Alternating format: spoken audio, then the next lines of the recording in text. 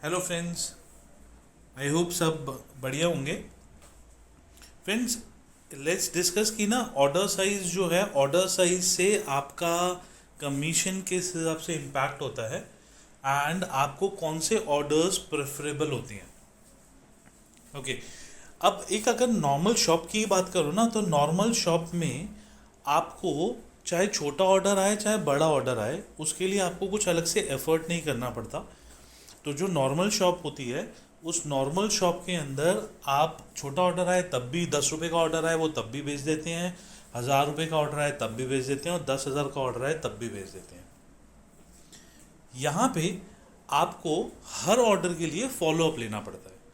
आपको यहाँ पे हर ऑर्डर के लिए जो है क्या कहते हैं, अपना कस्टमर के पास जाके उससे बातचीत करनी पड़ रही है।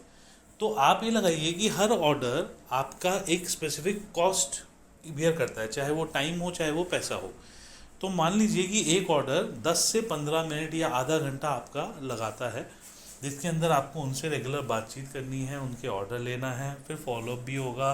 फिर मान लो किसी में प्रॉब्लम भी आई, तो आने जाने का पैसा या बात करने का पैसा या मोबाइल का पैसा या टाइम, आप कुछ भी लगा लीजिए, एक ऑर्डर साइज आपका एक टाइम लेता है।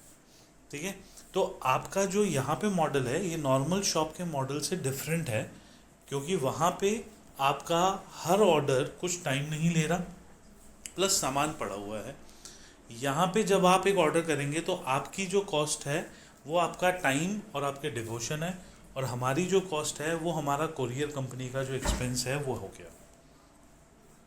अब एक समझते हैं कि अगर आपका छोटा ऑर्डर होता है, जो मान लीजिए जिसकी एवरेज 600 रुपये है, मतलब मान लीजिए उसमें 300 भी आया, 500 भी आया, 900 भी आया, एवरेज करके आपने 600 रुपये के ऑर्डर्स कर रहे हैं, छोटे ऑर्डर कर रहे हैं, और उसमें से आपने एक महीने के अंदर 100 लोगों का फॉलोअप लिया, और 100 लोगों को फॉलोअप करके आपने उसके अंदर उनसे ऑर्डर्स लिए।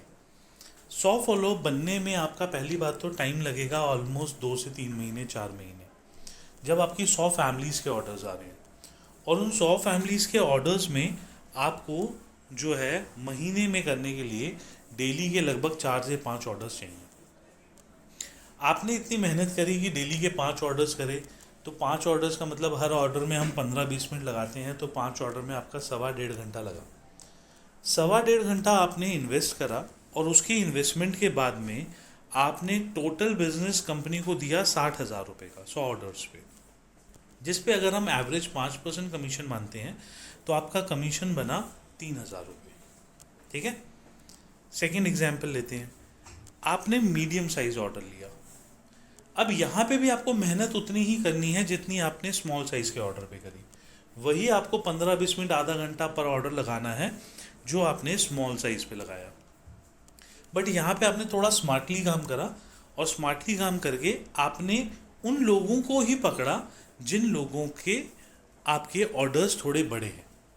ठीक है। आपने फॉलोअप्स उन लोगों से बनाया ज़्यादा जिनके ऑर्डर साइज थोड़ा बड़ा है।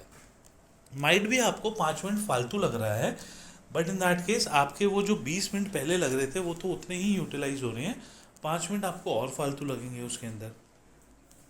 यहाँ पे आपने वही 100 ऑर्डर करने में हमारे पास जो बिजनेस जनरेट किया वो किया 1,60,000 का, तो इसमें आपको रेवेन्यू मिला 8,000 रुपये कमीशन जो बनता है। अब आते हैं आपका 2,000 से ऊपर के ऑर्डर पे। अब 2,000 से ऊपर के ऑर्डर्स में मोटी दवाइयाँ आती हैं, जो लोग रेगुलर हर महीने दवाइयाँ ले रहे हैं वो आती हैं, उनको आप 1 महीने 1.5 महीने की दवाइयों के लिए कहते हैं, तो वो वाली दवाइयाँ आती हैं। इनके भी आपने 100 जब ऑर्डर लिए तो उतनी ही मेहनत करनी पड़ी, उतना ही कस्टमर बेस बनाना पड़ा, उतने ही फॉलोअप्स लेने पड़े, और वही टाइम लगा दिन में 1 घंटा, 1.25 घंटे का। बट यहाँ पे आपका कमीशन उतनी ही 100 ऑर्डर्स पे 12,500 बन गया।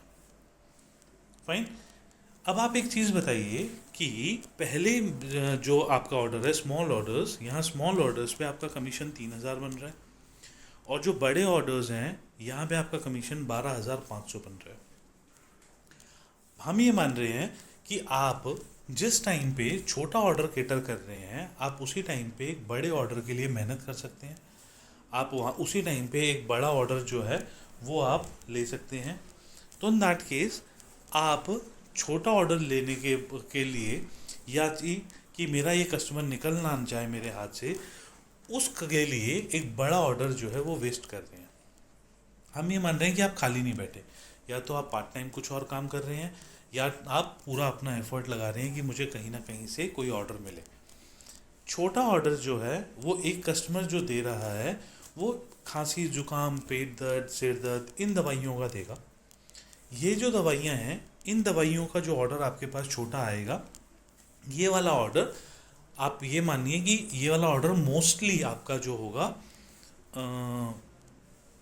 मतलब इन लोगों का आपका कभी कभी ऑर्डर आएगा 2 महीने में, 3 महीने में, 4 महीने में, और इनकी जो रेगुलर दवाई होगी इस पे आपको हर बार ही देंगे भी नहीं, क्योंकि इनके पास दवाई ख़त्म कब होगी इनको कुछ नहीं पता। जो आपके मीडियम ऑर्डर्स और लार्ज ऑर्डर्स हैं, वो मीडियम और लार्ज ऑर्डर्स जो होते हैं वो लोग जनरली बीपी, शुगर, हार्ट इनकी दवाइयाँ ले रहे होते हैं जो उनको डेली लेनी होती हैं, और इन दवाइयों के ख़त्म होने का भी एक स्पेसिफिक टाइम होता है। तो ये हर महीने आपके ऑर्डर्स लगाते हैं। आपको इन लोगों को कस्टमर बनाना है रेदर देन जो ये पेट दर्द सिर दर्द की दवाइयाँ ले रहे हैं इनको। क्योंकि अगर ये पेट दर्द सिर दर्द वालों को लोगे तो पहली बात तो इनका अमाउंट छोटा होता है, ठीक है, 20 रुपये 30 रुपये का पत्ता का कोली का पत्ता होता है। तो इन दैट केस इसमें आपका ऑर्डर साइज कभी बड़े बनेगा ही नहीं। आप डायबिटीज़, बीपी, हार्ट, कैंसर इनकी दवाइयों को पकड़ोगे, इन पेशेंट्स को पकड़ोगे, तो पहली 2 फायदे होंगे। पहली चीज़ तो इनकी ऑर्डर वैल्यू बड़ी होती है। दूसरा, आपको प्रिस्क्रिप्शन पढ़ने की हेडेक नहीं है। क्यों? क्योंकि इन लोगों को अपनी दवाइयों के बारे में खुद पता होता है। तीसरा, ये हर महीने दवाई दे रहे होते हैं आपको, तो आपको जो है इनके पास बार बार सिर्फ एक फ़ोन करना है कि आपकी दवाई कितनी बची है।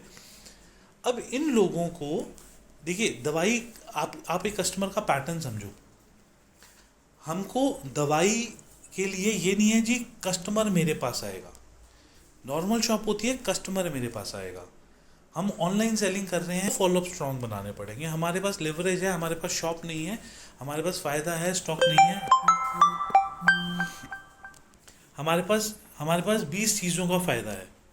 जब हमारे पास 20 चीज़ों का फ़ायदा है तो हमको एक रजिस्टर बना के उनसे फॉलोअप्स लेने हैं और स्पेसिफिकली उन लोगों को पकड़ना है। अब एक नॉर्मल एक पर्सन की आप टेंडेंसी समझिए। एक जो नॉर्मल पर्सन की टेंडेंसी होती है कि उसको लास्ट दिन पे याद आता है कि जी मेरी दवाई ख़त्म हो गई, और तब वो मार्केट भागता है और दवाई लेके आता है।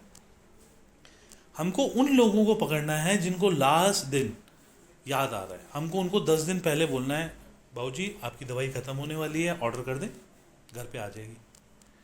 ठीक है, उनको दवाइयाँ ऑर्डर करने में कोई दिक्कत नहीं, क्योंकि 23% का ऑफ उनको मिल रहा है और दवाई घर पे पहुंच रही है, तो उनको 1% भी दिक्कत नहीं होगी।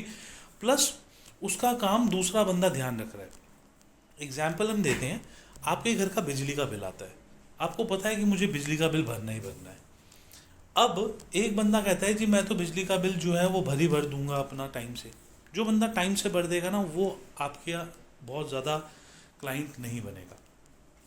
जो बंदा कहता है जी मैं बिजली का बिल भरने में ना लेट हो जाता हूँ यार, हर बार जो है लास्ट डेट पे भरता हूँ, या कभी कभार मेरी फीस भी लग जाती है इसमें, वो बंदा आपका क्लाइंट बन जाएगा। अब आप सोचो कि आपने बिजली कंपनी से सेटिंग कर ली कि जी मैं जितनों का भी बिल भरवाऊँगा मुझे आप 10 रुपये दे देना।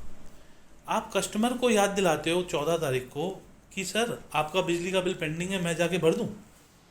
अब उस कस्टमर के घर से बिजली के पैसे जा रहे हैं, उसी का बिल भरा जा रहा है और उसको कुछ एक्स्ट्रा नहीं पे करना पड़ रहा, तो नेट के जो कहेगा हाँ भाई मेरे घर से पैसे लेके चला जाओ और भर दे। अब इस केस के अंदर आप समझो कि कस्टमर का कोई लॉस नहीं और आपका फ़ायदा है।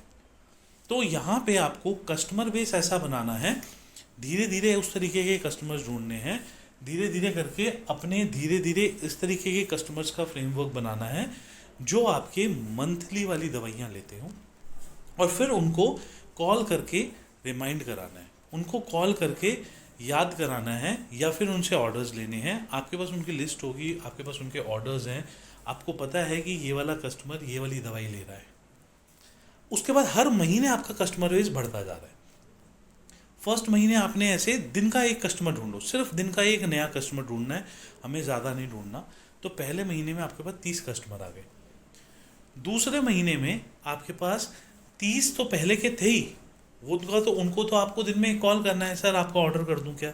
उनकी दवाइयाँ भी नहीं चेंज हो रही, वो सेम दवाई ले रहे हैं, उनको उनको प्रिस्क्रिप्शन भी नहीं चेंज हो रहा। आपको सिर्फ उनसे पूछना है जी ऑर्डर कर दूं, इस बार इतनी इतनी क्वांटिटी कर दूं, कितनी कर दूं। ये बिजनेस आपका मेट्रो सिटी में जो है, मेट्रो सिटी में लोग थोड़े ज़्यादा अवेयर होते हैं, वहाँ पे इतना अच्छा जो है माइंड भी ना चले।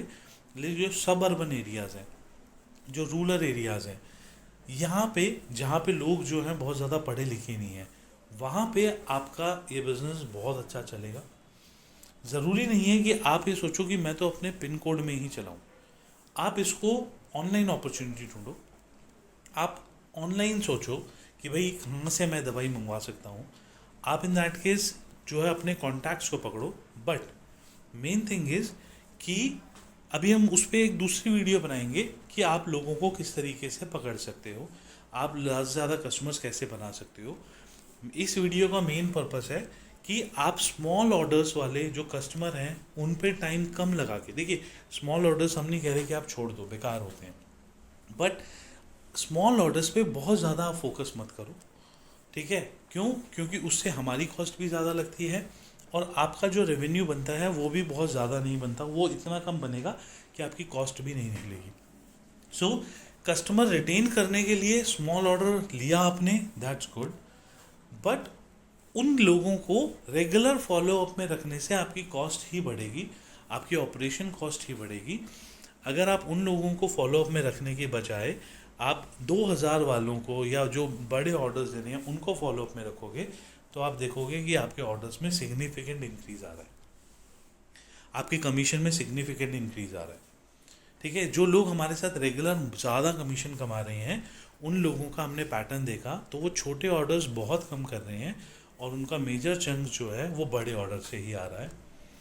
टाइम लगेगा, बट सोचो एक महीने आप अगर हर दिन एक नया कस्टमर ढूंढ रहे हो, ऑनलाइन ढूंढ रहे हो या ऑफलाइन ढूंढ रहे हो, और उसके बाद उसको रेगुलर फॉलोअप करके सर्विसेज दे रहे हो, आपको हमारा डिलीवरी टाइम पता है, आपको हमारा पैटर्न पता है, उसके हिसाब से उतने ही दिन पहले ऑर्डर्स लो। कस्टमर को थोड़ा फ्रेंडली बनाओ, थोड़ा उनको फैसिलिटी देने की कोशिश करो। आपका काम है उनसे फैसिलिटी देना। हम फ़ोन पे ऑर्डर नहीं लेते, हम व्हाट्सएप पे ऑर्डर नहीं लेते, हम सिर्फ वेबसाइट पे ऑर्डर लेते हैं। तो जो हम फ़ोन पे ऑर्डर्स नहीं ले रहे, जो हम व्हाट्सएप पे ऑर्डर नहीं ले रहे, उन फैसिलिटीज़ को आपके लिए हमने छोड़ रखा है कि आप उन जो कस्टमर्स के ऑर्डर्स हैं व्हाट्सएप पे लो, फ़ोन पे लो और फिर हमारे यहाँ पे प्लेस कर दो। कस्टमर का जब भी आप डालो तो कस्टमर का फ़ोन नंबर और कस्टमर का एड्रेस हमारे एड्रेस बॉक्स में ज़रूर डालना, बिकॉज कई बार आपका फ़ोन नहीं मिलता तो ऑर्डर रिटर्न आ जाएगा, आप ही का कस्टमर ख़राब होगा।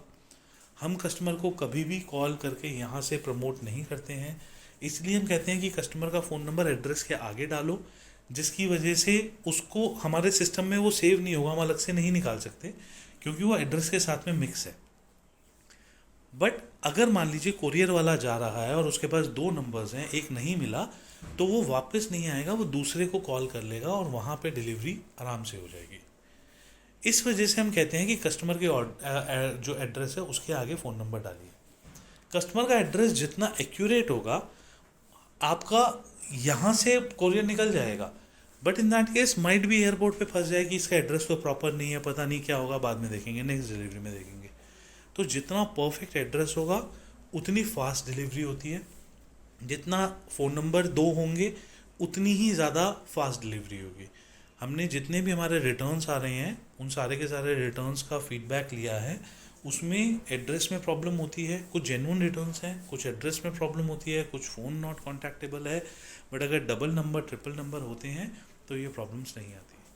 बट प्लीज़ यहाँ पे आप खुद कंपैरिजन देखिए, जो लोग रेगुलर काम कर रहे हैं वो अपना पिछले महीनों का डेटा देखिए, एक्सेल में डेटा को डाउनलोड कीजिए और फिर देखिए कि छोटे ऑर्डर्स पे आपने कितना कमीशन कमाया और बड़े ऑर्डर्स पे आपने कितना कमीशन कमाया।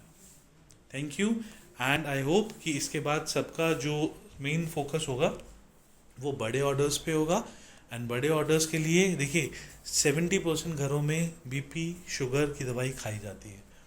जो बंदा शुगर की दवाई खा रहा है, जो बंदा बीपी की दवाई खा रहा है, वो उसके घर में 3-4 हज़ार रुपये महीने की दवाई लग ही लग रही है। तो जिनके घर में पेरेंट्स हैं, ओल्ड एज पेरेंट्स हैं, उन लोगों के घर में ये दवाइयाँ रेगुलर चल रही होंगी, वो आपके टारगेट ऑडियंस हैं। जिनके घर में ओल्ड एज पेशेंट नहीं है, वो आपका थोड़ा कम टारगेट ऑडियंस होगा। जिन घर में सिर्फ ओल्ड एज लोग हैं, वहाँ पे जहाँ पे बच्चे नहीं हैं, वो मार्केट से भी लाने में प्रॉब्लम होगी और ऑनलाइन मंगाने में भी प्रॉब्लम होगी, वो आपके सबसे फेवरेट कस्टमर होने चाहिए। ठीक है, थैंक यू गाइस।